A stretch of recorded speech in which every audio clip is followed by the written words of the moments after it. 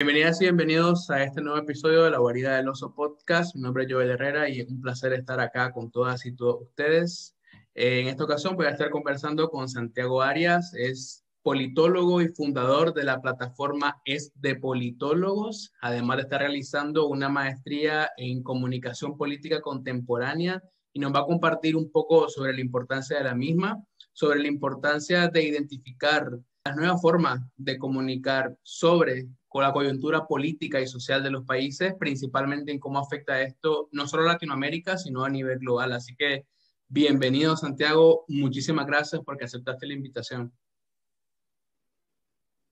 Joel, muchas gracias por esta invitación. Hace un tiempo largo nos debíamos este encuentro y sí, espero sacar y ofrecerle a las personas que te escuchan perspectivas nuevas sobre temas coyunturales que tienen que ver con lo digital y activismo digital tal vez. Gracias a vos, Santi. Para quienes no saben, pues la plataforma es de Politólogo, una plataforma digital en la que de hace un par de años se está llevando nuevas formas de comunicación política, como son también los memes, cosa muy importante y muy destacable. Pero quién mejor que contarnos que el fundador y director de la misma. Entonces, Santi, comentanos, ¿cómo nace este politólogo y en qué se ha convertido un par de años luego? EDP nació en 2015, es decir, que ya llevamos 6 de trabajo y de ampliación del proyecto. Y sí, como bien mencionas, empieza como una intención en redes sociales a través de estas plataformas, principalmente e inicialmente Facebook, de crear comunidad alrededor de la disciplina de la ciencia política en Latinoamérica. No notaba yo para entonces que hubiese una comunidad que quisiera divulgar las dinámicas propias de la disciplina, a lo que nos enfrentamos politólogas y politólogos en Latinoamérica. Y todo esto no exclusivamente, pero sí principalmente a través de memes, de la referencialidad y la cultura pop a través de los memes, que como sabemos es una herramienta de comunicación y circulación de la información como muy importante, muy fácil de utilizar, con resultados evidentes. Entonces no queríamos ignorar eso, activamos eso por ese lado.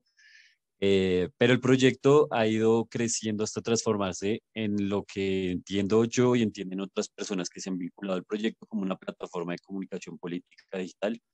que tiene 3 líneas de trabajo.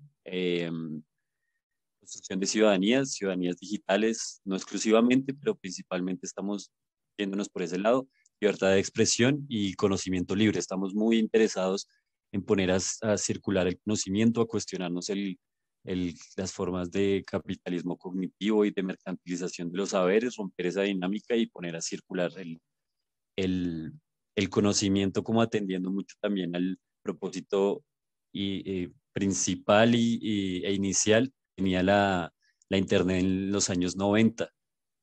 muy en relación también con el manifiesto Cyberpunk, por ejemplo, publicado en el 97, y es que justamente la Internet y en este mundo en el que vivimos en lo virtual funcione también para romper mecanismos de opresión, romper brechas educacionales, digitales, de todo tipo. El conocimiento puede contribuir a eso. Y lo hacemos pues desde un área que nos llamamos y nos encanta la ciencia política. Esta disciplina nos ha enseñado mucho y quisimos empezar desde ahí. Y ya hay una red de colaboradores considerable en países de habla hispana, varios formatos de salida de divulgación, un proceso de institucionalización bien importante, aparte de todo el árbol, digamos, de propuesta comunicacional que tenemos. Y bueno, finalmente creo que esa es también la razón por la que logramos encontrarnos aquella vez en Guatemala, tú y yo, eh, porque parte de este ejercicio de divulgación también es ir a espacios físicos y parafraseando un poco a Pierre Bourdieu y una frase que alguna vez le escuché a una persona que tú y yo tenemos en común, que conocemos, y es Abraham Mendieta en México, este activista eh, español radicado en México. La ciencia política es un deporte de combate y entonces en eso también estamos en el combate de lo digital, pero en el combate, digamos, discursivo en espacios de ciudadanos, pero también espacios académicos, todos los espacios que podamos encontrar para ampliar este proyecto, poner a hablar a la gente en clave de ciencia política con las herramientas que la ciencia política nos da. Gracias por esta respuesta y reflexión, Santi. Y hablando de el aprovechamiento de estas nuevas redes, de la Internet como tal, de cómo lo digital viene a romper la brecha de distancia, esas fronteras dibujadas que nos han tenido separados durante mucho tiempo a las personas, ¿consideras que junto con esta evolución y este cambio también es importante el aprovechar y el desarrollar o adaptarse a las nuevas formas de comunicación para que el mensaje así no tenga que ser tan centralizado? Sí, totalmente de acuerdo. Yo creo que ahí mencionas un asunto muy importante y es el diagnóstico que tú de forma natural le haces, pero mucha gente a través de su cotidianidad en el ejercicio de tener una presencia en redes sociales, es entender que esa histórica centralización de la información y esa dinámica de emisor de manera pasiva no existe hace mucho y está totalmente desdibujada. Los actores que construyen las agendas de la opinión pública eh, son múltiples en estos tiempos. Las personas tienen una voz en redes sociales que pueden activar y ejercer, pero esa voz está muy comprometida por ejercicios de opresión que también se presentan en lo digital. Entonces, tecnología, hay como un ecosistema digital y las tecnologías que permiten que ese ejercicio ciudadano ampliado y diverso pueda realizarse, pero los ejercicios de opresión siguen estando presentes, por supuesto, como volviendo un poco a esa lógica Foucaultiana según la cual donde hay poder hay resistencia, pues esta dinámica está presente donde querramos nosotros dirigir la mirada. Eh, entonces, esto me hace reflexionar un poco, por ejemplo, sobre la necesidad de que nos discutamos el acceso no solo a las tecnologías, sino a la información y a la educación. No es ya un problema que podamos acceder a un teléfono celular, a un computador, aunque estas brechas siguen estando presentes sobre lo material respecto a la tecnología, pero es sobre a la información y al tratamiento de esa información lo que sí sigue representando brechas importantes. La pandemia ha acelerado esos procesos y también ha acelerado la caída del velo que nos cubría esas contradicciones del sistema en términos de la transmisión de la información. Yo creo mucho en la comunicación y el lenguaje como un ritual, más que como un ejercicio de transmisión en redes y dejar de considerar como la infraestructura necesaria para esto, pero el ejercicio es más de un ritual, se construye con múltiples actores en la cotidianidad y no solo contemplando la infraestructura necesaria como el cableado o las antenas necesarias para que esa comunicación se dé. Quiere decir, para cerrar ahí un poco la respuesta, que los ejercicios de organización social para promover alguna agenda en oposición a algo que nos disgusta, nos ha desgastado, nos tiene cansados, sigue siendo estando muy en manos de los ciudadanos, de la innovación ciudadana, pero vuelvo al principio de esta intervención, es que está comprometida por ejercicios de opresión, eso está clarísimo, pero las resistencias también se están manifestando, entonces es un terreno completamente en disputa. Y creo que es importante que encontremos maneras, como esto que estamos haciendo acá, como que tú tengas la oportunidad de tener tu propio programa de divulgación sin depender de actores económicos externos, sin haya una agenda impositiva sobre el contenido y tu línea editorial. Entonces esa libertad es importante que la sigas ejerciendo como otras personas que producimos contenido, pero que también problematicemos las formas por las cuales la opresión sigue existiendo en espacios digitales y virtuales. Completamente de acuerdo con todo lo que comentabas, perdón, principalmente por lo que mencionaste, los ejercicios de opresión a los que se les está contrarrestando siempre. Ahora, como nicaragüense, obviamente, y como latinoamericano, quiero traer a colación algo en 2018, cuando iniciaron las protestas contra Ortega, la reforma, su gobierno que forzó constitucionalmente, o sea, modificó tanto la constitución para poder estar ahí. Luego hicieron un estudio, el grupo interdisciplinario de expertos independientes, en el que hablaba cómo recogieron muchas denuncias, muchísimas, miles de denuncias a través de las redes sociales. Claro, tuvieron que pasar por un filtro y todo, pero que las redes sociales jugaron un papel muy importante debido a la represión a nivel de libertad de prensa que hizo Ortega. Lo vemos actualmente que tiene confiscados dos medios y volvió esos medios casas maternas o centros de salud, pero sin funcionalidad, pues, o sea, se cooptó el espacio físico, aunque no pudo cooptar el ejercicio de estas personas de prensa, pero que las redes sociales jugaron un papel súper importante. Y eso lo vimos también, lo estamos viendo actualmente, ¿no? Se sabe muy poco de lo que está sucediendo en Myanmar, y parte de eso es por lo que medio logra llegar y que he visto también. Yo básicamente me informo por lo que puedo ver en Twitter, pero también por lo que informan desde EDP. Son pocos espacios a través de redes sociales, de plataformas digitales que pueden informar cosas que están siendo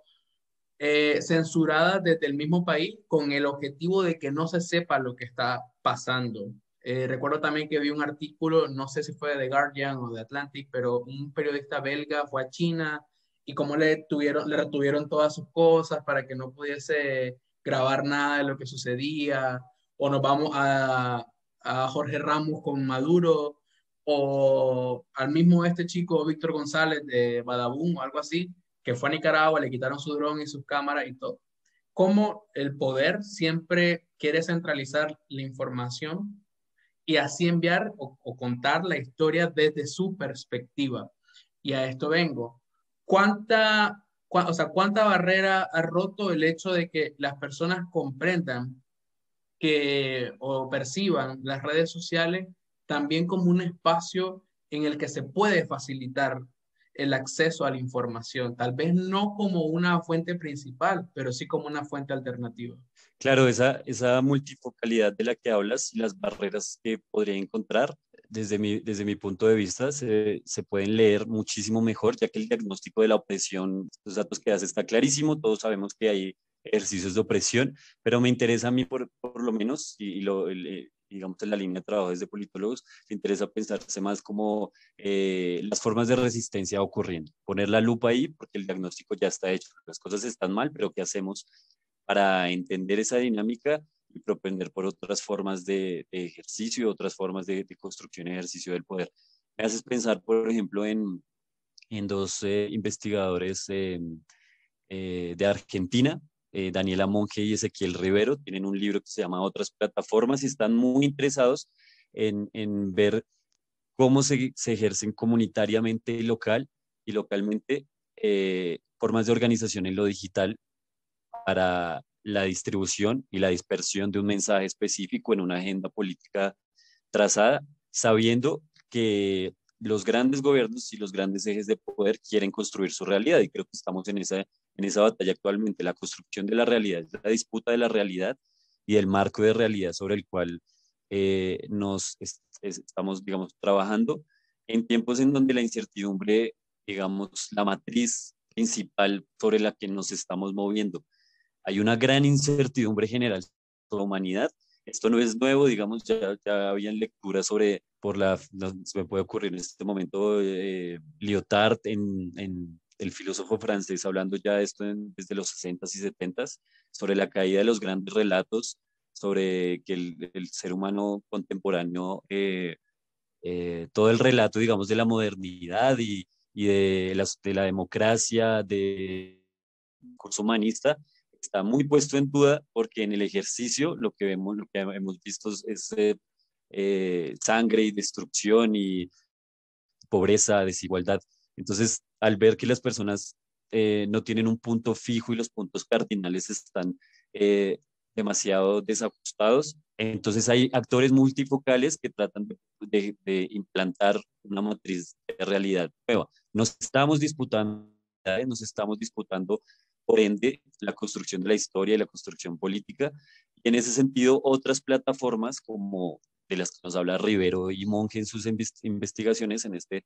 trabajo muy lindo, perdón, de otras plataformas, este libro, recomiendo que busquen, es como ver que hay ejercicios ciudadanos que no solo están buscando hacer el activismo clásico del hashtag, de mover un hashtag, sino de disputarse también la infraestructura necesaria para la distribución de estos mensajes. No basta solo con que consideremos movernos en redes sociales a través de plataformas como Twitter y Facebook, que mucha gente puede creer que son enteramente gratuitas, crear un perfil ahí, mover mensajes por ahí, pero en realidad no son gratuitas porque la moneda de cambio son nuestros datos. Estamos pagando con nuestros datos en ese sentido. Entonces no son, digamos, acceso libre no es igual a gratuidad.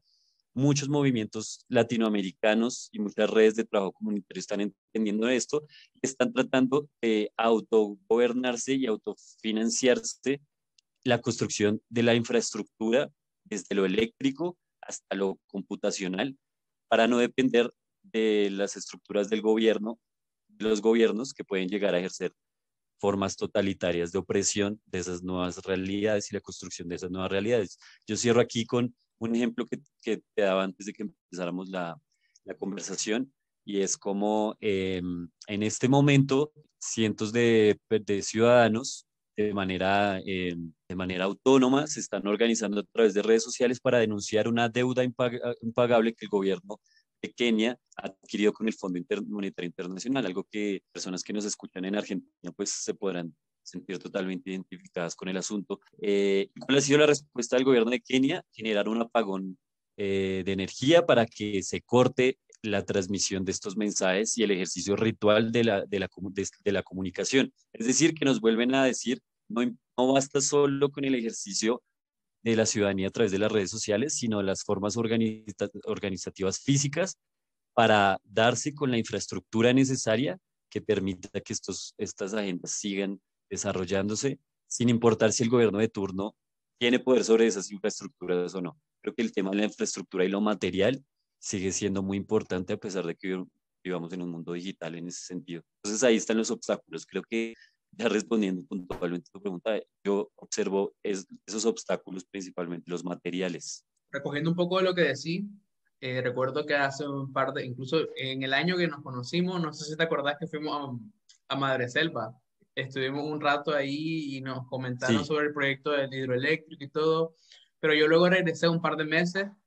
a entrevistar a uno de los compañeros de Madreselva y me contó más a fondo que tenía un proyecto de radio comunitaria que actualmente ya está cursándose, que es muy, muy bueno con comunidades maya cachiquel. Tienen su propia red comunitaria para comunicar lo que sucede de allá. Le dieron formación para que las personas aprendieran a usar el equipo, hacer la transmisión, el enlace. O sea, un proyecto lindísimo para mí. Y me recuerda justamente a eso que decís, cómo se autogestionaron, porque entendemos que el gobierno de Guatemala, no solo el actual, sino el anterior y el que le precede, está en contra de la cosmovisión y de la cultura maya, y es una violencia sistémica que sufre esta comunidad. Y también logro traer a colación, ya que se parece muchísimo la situación con Kenia, y es que en Carazo, de Ciudad de Nicaragua, en 2018 también, cuando inició algo llamado la Operación Limpieza por parte del gobierno, que era desarticular todo lo que estuviese a nivel como tomadas las ciudades, que hubiesen barricadas, levantamientos, defensa, todo esto. Y esa ciudad, cuando iniciaron a atacarla, generaron apagón para que estas personas quedaran incomunicadas por completo, porque entendieron a partir de abril, mayo, junio, que las redes sociales se volvieron su forma de denuncia, ya que le bloqueaban el paso a los medios de comunicación. Entonces dejaron un apagón por completo, llegaron a atacar, hubieron muchos asesinatos, muchas personas que tuvieron que huir, muchas personas que desde ese momento tuvieron que emigrar por completo del país y no han vuelto a pisar su hogar. Y ves cómo esta forma de represión a nivel económico, macro, estructural, a nivel físico, militarización, represión, asesinato, persecución, encarcelamiento, siempre van de la mano con el corte al acceso a la comunicación, el corte al acceso a esta información, y hace de que las personas queden por completo en una situación de desprotección porque no pueden protegerse de lo que están sufriendo y no pueden comunicar lo que está sucediendo para que otros actores vean lo que está pasando. Y eso lo vuelve como más complicado y ejercicios así como el que realiza Madre Selva y las compañeras y compañeros de las comunidades mayas son muy importantes debido a la coyuntura nacional que se sigue atravesando en países latinoamericanos. Y parte de todo esto también es algo que te escuché. La primera vez que yo lo escuché, muy honesto, fue en 2019, escuchándote hablar, cuando hablabas de los bots. Luego me puse a buscar estudios y había unos estudios de la Universidad en México, de la UNAM, que hablaba justo de esto, de como los laboratorios de bots que estaban para llevar a contrario a una narrativa o para fomentar un hashtag y estas cosas. Y también se vio en Nicaragua. Entonces, ¿cómo ves vos esta dinámica de los bots, de las cuentas falsas, del retweet instantáneo? Sí, ¿qué repercusión tendría este tipo de dinámica digital y cómo la podría utilizar cada gobierno que lo usan, pues? Sí, esos ejercicios de organización comunitaria para hacerse de la infraestructura, volviendo a eso, son hermosos. Y eso que solo estaríamos mencionando uno de múltiples ejemplos que se están dando a nivel global. Hay varios documentales hay disponibles en la red sobre, por ejemplo, en Cuba, cómo se están organizando los jóvenes a través de redes piratas de Internet y cómo se garantizan no solo la red infraestructural, sino la red de contactos de una nueva generación que se piensa distinto políticamente. Eso está súper interesante y lo lindo es que, así como el virus, resignificando el asunto de la pandemia, se replican esos ejercicios de construcción ciudadana como si fuera un virus aquí y allá. Y por eso, estar viviendo en estos tiempos para presenciarlo, pues es muy emocionante. Yendo al asunto de los bots, por supuesto que esta instrumentalización de las formas de divulgación a través del eco enorme y masivo que permite la Internet ya ocurrían a comienzos pues de este milenio, digamos, ya estaban ocurriendo, pero creo que el punto de quiebre explica en términos de políticos con la llegada de Donald Trump al poder, todo lo que supone, lo que algunos consideran como la inmersión de los outsiders en política, gente que no está relacionada históricamente, que no son hombres de Estado o gente que ha hecho activismo político toda su vida, sino que parados desde el ejercicio del poder económico aspiran al ejercicio del poder político. Y en ese sentido, pues, sus aspiraciones son otras, sus agendas, por supuesto, están comprometidas con las corporaciones y con un grupo económico, grupos económicos específicos. Y esta gente, por supuesto, también son dueñas, si lo ponemos en términos macroeconómicos, macro como tú mencionabas, del cableado submarino de las redes de Internet, por ejemplo. Ellos tienen acceso a esto. De nuevo vuelvo al asunto de la infraestructura. Entonces, tienen el músculo no solo mediático a través de las redes sociales, que sería solo la punta del iceberg, sino el brazo económico de las infraestructuras y de las corporaciones que sostienen esa agenda mediática sobre la que estamos poniendo el ojo sin estar ignorando otras cosas. Y esa instrumentalización, pues por supuesto, va a perfeccionarse, va a profesionalizarse hasta tal punto que saben que pueden construir agenda pública y a incidir directamente en la opinión pública, poner el algoritmo a trabajar en favor de ellos para que las discusiones y los debates y las cosas sobre las que habla el mundo entero se dirigen exactamente hacia ellos. ¿Y a través de qué? Pues de bots, por ejemplo. Y eso solo sería entonces el clúster, digamos, de información, ese gran círculo rojo del que se habla en Twitter. Está condicionado, sí, por el algoritmo y por las preferencias y la segmentación que realiza el algoritmo de acuerdo a su programación previa, pero no debemos olvidar que, no, que ese asunto del algoritmo y el Big Data pueden sonarnos como conceptos muy abstractos, pero que no se nos olvide que hay voluntades políticas detrás, hay personas detrás de eso, estamos a la merced de ese ejercicio, hay personas detrás de este ejercicio manipulando las formas en que esa información se segmenta y esa información se sistematiza y esa información alimenta el algoritmo y el algoritmo aprende y es entrenado por este tipo de información. Entonces la voluntad política no se debe olvidar, que el mundo digital no nos consuma y que la lógica digital no nos consuma, porque creo que lo que eso permitiría es que los movimientos sociales que tú describes y las formas de resistencia que describes van a levantar las manos, entregarse y a decir que estamos a la merced de esos ejercicios de los que desconocemos, inclusive hasta los códigos de programación necesarios para entenderlos. No hay voluntades y actores políticos detrás, hay outsiders, hay ejercicios que vienen desde la derecha y la izquierda y de la instrumentalización de todo el espectro político que sabe que ahí puede ganar capital político, puede redirigir los temas y construir agenda política en su beneficio. Entonces, sí, claramente hay ejércitos de gente moviendo hashtags, hay bots, son automáticos en muchos casos, pero también hay gente operando eso detrás y es importante que no se nos olvide eso. Sí, completamente. Toda esa pareciese una especie como de cuento muy familiar, aunque no se haya vivido en lo personal, al menos yo que no pueda vivir lo de Kenia, lo sucedió en otros países. Pero como lo decía antes de que iniciáramos a conversar, esto es transversal a toda la sociedad, ya sea en África, ya sea en América Latina, en general en toda En América, ya Myanmar, sea... Ajá, exacto. O sea, estamos hablando de cómo todo sucede, no vamos a decir que igual, porque son contextos también tal vez muy diferentes, claro, por pero sigue como supuesto. una especie de dinámica que le hace pensar a uno, el poder de donde venga siempre va a querer machacar a los conciudadanos y conciudadanas,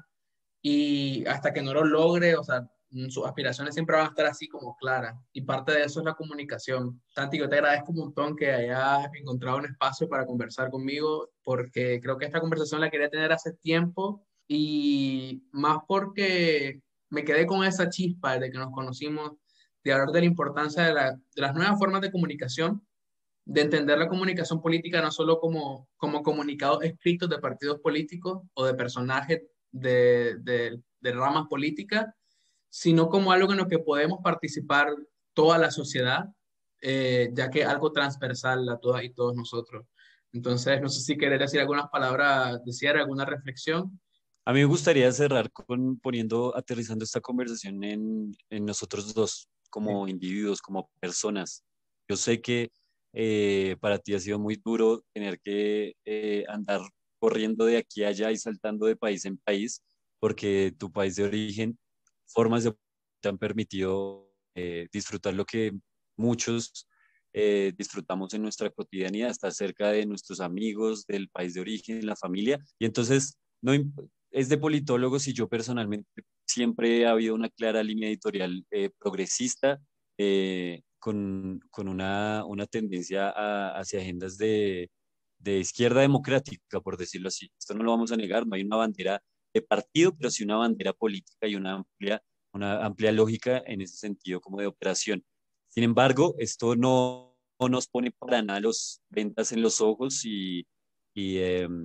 alineaciones políticas automáticas con ejercicios de izquierda, por más románticos que hayan sido en su trasegar histórico, como puede ser Daniel Ortega en tu país. Y en ese sentido, yo personalmente dirijo mi ojo crítico y totalmente de rechazo que ejerzan formas de totalitarismo, vengan desde donde vengan, no importa desde dónde provengan. Este tipo de conversaciones alimentan el debate, ponen a otras personas a pensar, no importa si hay mucha gente escuchando esto o no, desde que logremos que las personas, que un grupo particular, así sea muy pequeño de personas, entiendan por dónde va esta cosa, vamos a generar ejercicios de replicación. Le vamos a ganar al COVID en ese sentido, nos vamos a replicar más rápido que el virus para crear agentes de cambio críticos que les interese todo el asunto de lo digital, pero que estén muy interesados en construir voluntades políticas en espacios físicos también, como tú y yo lo estamos seguramente. Gracias por la invitación. Me alegra mucho que podamos volvernos a hablar y un abrazo. Te mando un abrazo de mucho aliento a pesar de este exilio que sufres. Un abrazo de vuelta, Santi, mucho amor a la distancia también. Siempre es grato hablar con amigos, y más cuando estos amigos son tan diversos que te pueden ofrecer diferentes perspectivas de diferentes cosas, y eso se agradece un montón. A todas y todos ustedes que nos están escuchando, agradecerles también por el apoyo al podcast, invitarles a que visiten la página de este politólogo y las redes sociales también. El contenido es diario, importante, diverso. Hay voces de diferentes países, los colaboradores y colaboradoras son de diferentes países. Yo incluso he colaborado con el de politólogos y es súper amplio, por si quieren darle una perspectiva diferente. De mi parte, agradecerle siempre a Santi, a todas y todos ustedes, e invitarles a que nos sigan en nuestras redes sociales, arroba la guarida pod en Twitter, arroba guarida del oso podcast en Facebook e Instagram, y actualmente también estoy publicando el podcast en YouTube, en mi canal de YouTube, que aparezco como Joel Herrera.